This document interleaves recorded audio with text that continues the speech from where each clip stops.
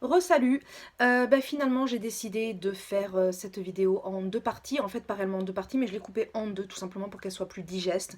Et puis parce que moi la première quand je regarde des vidéos en fait avec un certain nombre de livres, j'aime bien quand il y a 5 6 livres maximum parce que sinon après c'est vrai que ça en fait trop, puis après je me dis oulala j'en ai déjà noté plein, je vais pas en noter plus. Et finalement quand on regarde ces vidéos c'est aussi pour trouver des idées ou...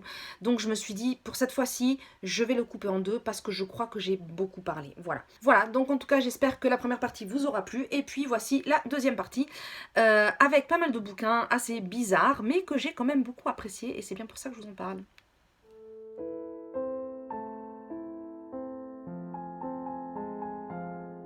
Le suivant, on reste toujours dans le cyberpunk, parce qu'effectivement ça reste de la science-fiction cyberpunk, c'est-à-dire c'est-à-dire futuriste et en même temps déprimant, et il pleut tout le temps, et voilà, on est dans des villes ultra technologisées, j'invente des mots, oui, c'est pas grave.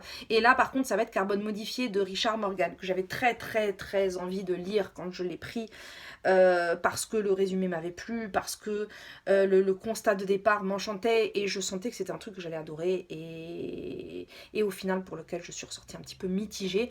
D'ailleurs je vous donne même pas le signe. Allez vas-y je balance le truc en oubliant le signe. C'était pour balance une lecture mitigée. Voilà, donc vous avez compris pourquoi j'ai mis là. Alors, Carbone modifié part du principe que... Attendez, le héros s'appelle Takeshi Kovacs, voilà.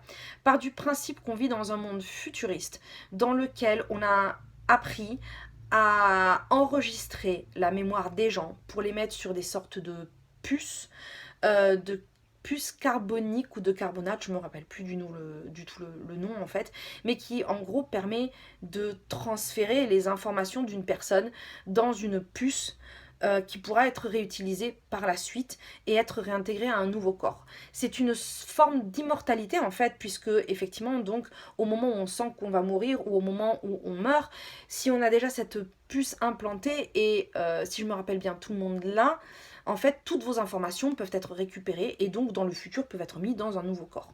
Sauf que comme d'habitude, ça développe toujours des différences, ça crée des fossés entre les gens et les riches, eux, vont être capables de cloner leur corps de façon infinie, puisqu'ils ont les moyens, et de se recréer en permanence, ce qui est clairement une forme d'immortalité.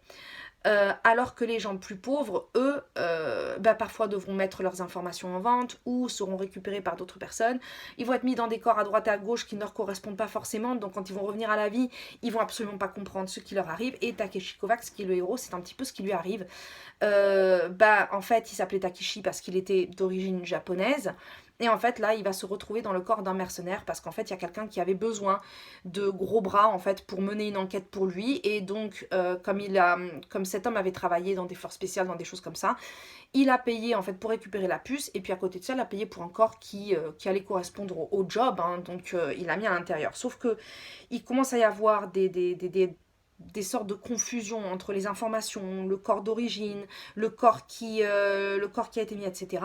On découvre aussi toutes sortes de, bien entendu, de bas-fonds, comme je dis, le cyberpunk, c'est pas joyeux hein, en soi, donc...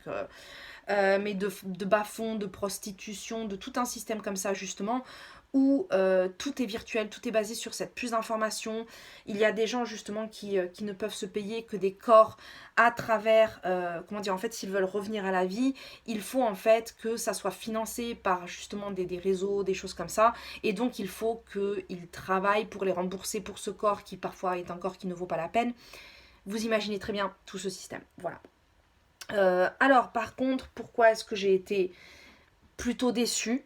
C'est un livre que j'ai bien aimé lire, hein, faut pas déconner, j'ai passé un bon moment. Mais je trouve justement qu'avec ce constat de départ, avec tout ce que ça ouvrait, avec tous les problèmes de société, ça n'a pas été exploré. C'est-à-dire que, alors cette fois-ci, les choses ont été posées là, mais on savait pas trop quoi en faire parce que par la suite, c'est quand même un bouquin qui est assez épais et ça n'est que de l'action, de l'action, de l'action, du vas-y que je te tire dessus, du machin. Alors, j'aime bien l'action, surtout avec ce que je lis, voilà. et avec ce que je regarde aussi comme film, mais qu'on ne fasse que ça, alors qu'on aimerait bien que l'histoire évolue, et pas que ça soit comme dans un jeu vidéo, où il faut que le mec il passe des boss de fin de niveau à chaque fois, jusqu'à ce qu'il atteigne le boss final pour gagner la partie. J'ai trouvé que beaucoup trop de choses étaient laissées de côté, alors que beaucoup de thématiques étaient hyper intéressantes. Et alors voilà, c'est ça. J'ai eu passé un bon moment à le lire, justement à cause de ces thématiques qui étaient posées là, qui m'ont fait réfléchir, faut pas déconner, mais qui ont été juste survolées et qui n'ont absolument pas servi dans l'histoire. Il y a des choses qui ont été posées et puis après complètement oubliées, alors que quand on le lit, on a l'impression qu'il y a 90% de chances que ça ait une importance vitale dans l'histoire. Voilà. Donc ça pour moi, ça fait que voilà. Puis il y a eu quelques scènes qui m'ont un petit peu voilà. Donc du coup, pour moi, ça reste une bonne lecture, mais j'en attendais beaucoup, c'est vrai, mais voilà. Pour moi, qui m'a déçue. Alors on va rester dans la science-fiction. Pour le signe suivant, donc Scorpion, un personnage tenace, j'ai décidé de vous parler d'un livre de Christopher Priest qui s'appelle Le Monde Inverti et qui est très certainement pas mais l'un des livres les plus bizarres que j'ai pu lire. En fait, je l'avais choisi à cause de la première phrase et du début de la quatrième de couverture, qui déjà annonçait quelque chose d'assez spécial, et que d'ailleurs je vais vous dire tout de suite parce que... Hop. Alors, j'avais atteint l'âge de 1000 km. De l'autre côté de l'appart, les membres de la guilde des topographes du futur s'assemblaient pour la cérémonie qui ferait de moi un apprenti. Au-delà de l'impatience et de l'appréhension de l'instant, en quelques minutes allait se jouer ma vie. Alors déjà, avec la première phrase, j'avais atteint l'âge de 1000 km. Voilà, c'est un petit peu spécial. Et puis effectivement, en fait, au fur et à mesure qu'on lit l'histoire, le tout premier chapitre nous montre la cérémonie pendant laquelle il va devenir un apprenti, ce qui veut dire qu'il va aussi pouvoir découvrir plus sur le monde dans lequel ils vivent. Ils habitent dans une cité qui est fermée complètement du monde extérieur.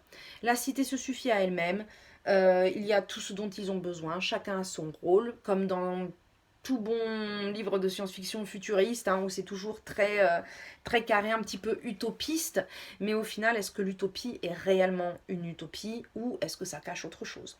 Le personnage principal est très tenace, d'où le fait que je l'ai mis là-dedans, et on va suivre sa quête pour absolument sortir de la cité. Il est obsédé par sortir de cette cité, il rencontre des personnages qui à chaque fois lui racontent des histoires qui ne sont pas, où il se rend bien compte effectivement qu'il y a des choses qui sont cachées, des choses qu'ils n'ont pas le droit de savoir, et il va tout faire pour justement s'en échapper et surtout pouvoir essayer de voir le monde extérieur. Voilà.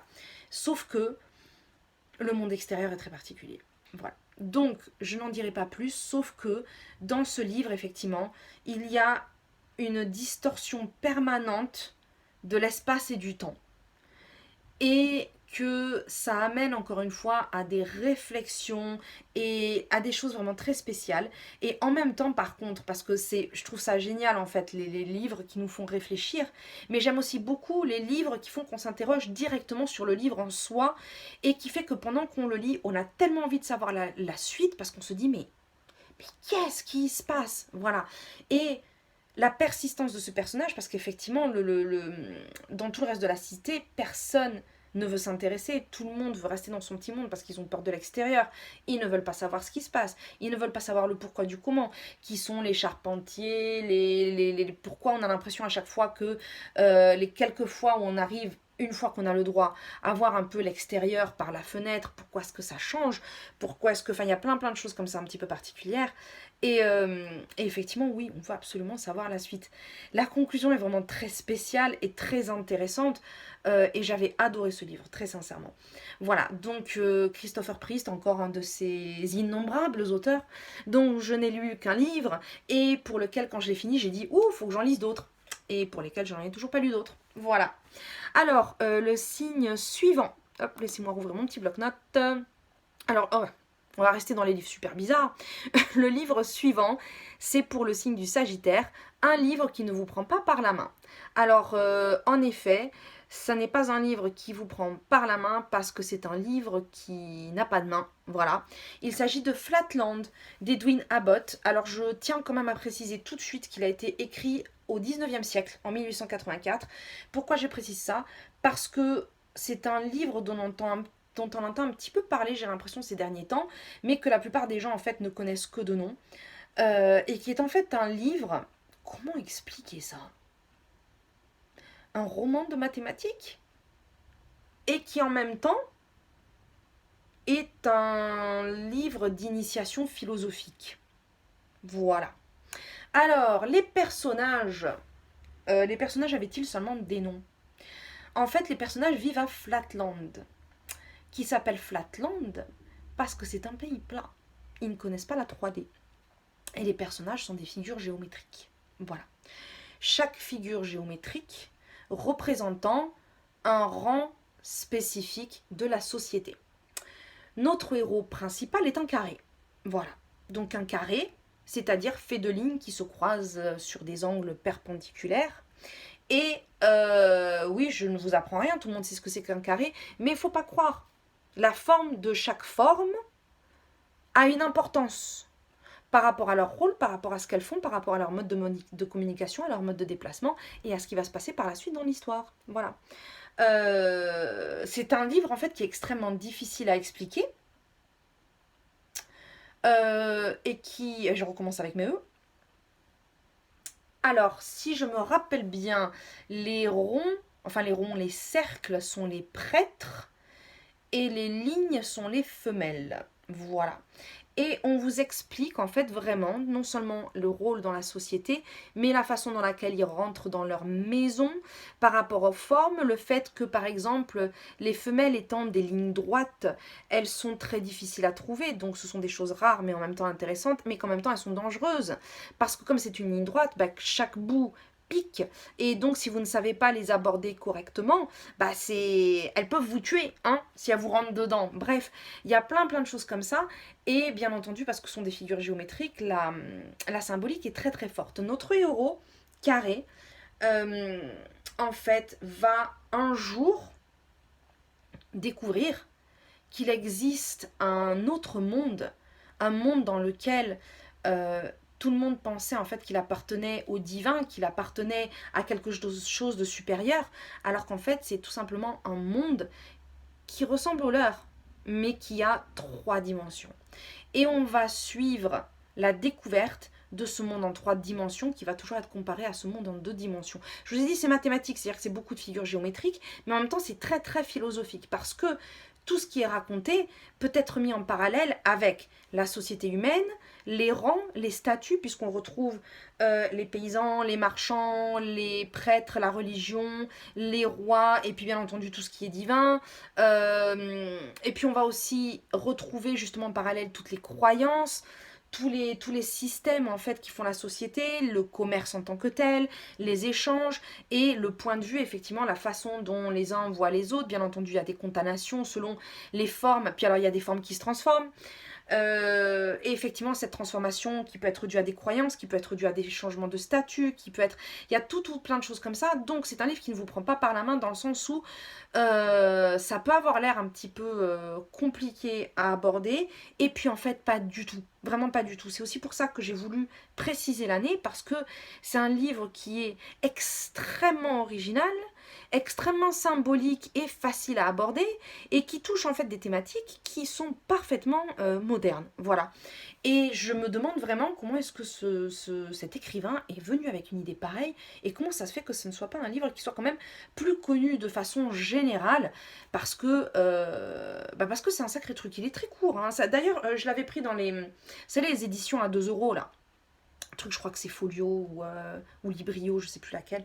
Bref, donc c'est facile à trouver, mais sincèrement, lisez-le, faut pas hésiter, c'est très particulier, c'est très intéressant, c'est très original, et voilà, ça sort des sentiers battus, c'est le cas de le dire, et en même temps, on comprend en fait très vite ce qui se passe, et chacune des couches en fait qui nous sont décrites. Voilà.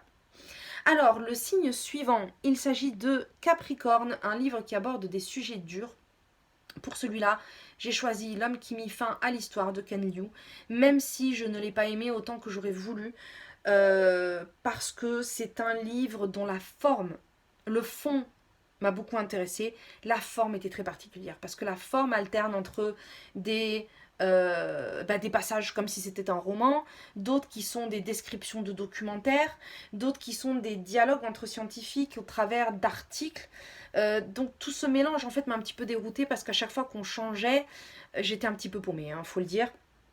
Ça reste quand même un livre que j'ai aimé. Pour l'instant, c'est la seule chose que j'ai lue de Ken Liu. C'est dans la collection Les Heures Lumière de chez Le Bélial. C'est un livre, bien entendu, qui aborde un sujet dur, hein, puisque c'est ce qui est demandé, puisqu'il parle de l'unité 731 au Japon. Alors je vais juste revenir un petit peu sur l'histoire et ensuite sur l'unité 731, mais plutôt assez rapidement, parce que je comptais faire une vidéo à part sur cette novella, ce roman, je sais pas comment l'appeler, quand j'aurai un petit peu plus de temps. Alors l'histoire en fait, il s'agit de deux scientifiques, un couple, qui ont trouvé un moyen de voyager dans le temps. Sauf qu'on ne peut pas modifier, on ne peut pas du tout intervenir ou modifier le passé. Et alors à ce moment-là, on peut se demander mais à quoi ça sert de voyager dans le temps? Et le premier but, c'est que ça serve à des historiens pour justement pouvoir se documenter, apprendre justement notre passé plutôt que d'avoir à faire des recherches. Ils peuvent directement s'y rendre, regarder juste un petit peu comme un documentaire, mais ce qui s'est vraiment passé en fait. Sauf que beaucoup de problèmes vont être soulevés par ça, puisque à partir de là, il y a aussi des problèmes de propriété, de qui a le droit ou non d'aller dans telle ou telle époque ou sur tel ou tel territoire. Les frontières ont changé, les lois ont changé, ça ne se passe plus du tout pareil, et effectivement donc ça soulève en fait un certain problème du voyage dans le temps auquel on n'avait pas forcément parlé. On n'a pas entendu parler, pardon. Et effectivement, toutes ces histoires de frontières, de qui a la priorité, qui a le droit d'aller sur ce territoire ou sur cet autre, qui a le droit effectivement, ou sous quel angle de vue, il faut qu'on regarde une histoire ou l'autre. Et bien entendu, ce sont des choses qui coûtent cher, donc on ne peut pas envoyer tout le monde. Et comment choisir la personne qui va y aller? Est-ce qu'elle va être suffisamment objective ou non? Est-ce que de quelle façon est-ce qu'on choisit qui, quoi, comment, pourquoi? Envoyer les gens qui ne vont au final regarder qu'un certain pan parce qu'ils ne pourront pas forcément tout explorer. Voilà. Et donc, à partir de là, ils vont se pencher sur l'unité 731. L'unité 731, ça s'est passé pendant la Seconde Guerre mondiale, puisque le Japon impérial, en fait, a voulu envahir, en même temps comme beaucoup de pays, hein, a voulu envahir des territoires voisins pour agrandir son propre territoire. Et donc, parmi ceux-ci, il a envahi la Mandchourie en Chine. Et en Mandchourie, ils ont créé cette unité 731 qui a été fondée en fait pour pouvoir faire des recherches scientifiques, mais qui réellement étaient des recherches scientifiques dans un but de guerre bactériologique. Sauf que, en ayant envahi un pays, bien entendu, on se sert des locaux comme cobayes, et que pour pouvoir mettre en place une guerre bactériologique, une guerre biologique, il faut utiliser des virus, des maladies, des opérations absolument monstrueuses que l'on a fait sur les gens, sur lesquelles on coupait en membres pour greffer autre chose, pour voir ce que ça faisait, auxquelles on a fait subir des froids extrêmes pour voir en fait jusqu'où le corps pouvait supporter ce type de choses. On leur a inoculé toutes sortes de maladies pour en voir l'évolution. Également mis des femmes enceintes de force pour voir justement si une maladie pouvait avoir une conséquence sur un bébé ou ce type de choses, le bébé dont on se débarrassait par la suite puisqu'après il n'y en avait plus besoin. Bref, il y a beaucoup de choses qui se sont passées à ce niveau-là. Et pourquoi je voulais faire une vidéo part, c'est pour ça aussi que je ne vais pas développer plus que ça, là je vous en ai déjà dit suffisamment, le sujet est vraiment très dur. Tout simplement c'est parce que j'y suis allée. Et que j'y suis allée de façon assez inattendue, ça n'était pas prévu. Je suis allée en fait dans la ville où ça s'est passé sans savoir que c'était la ville où ça s'était passé, qui est la ville de Harbin, dans le nord de la Chine. Et en fait moi j'allais parce qu'ils ont l'un des festivals de neige et de glace, de sculpture sur glace les plus connus au monde, et que à la base j'y allais pour ça, jusqu'au moment où j'ai compris qu'en fait cette unité était là et que je pouvais la visiter, donc ce que j'ai fait. Et pourquoi est-ce que je connaissais déjà cette unité?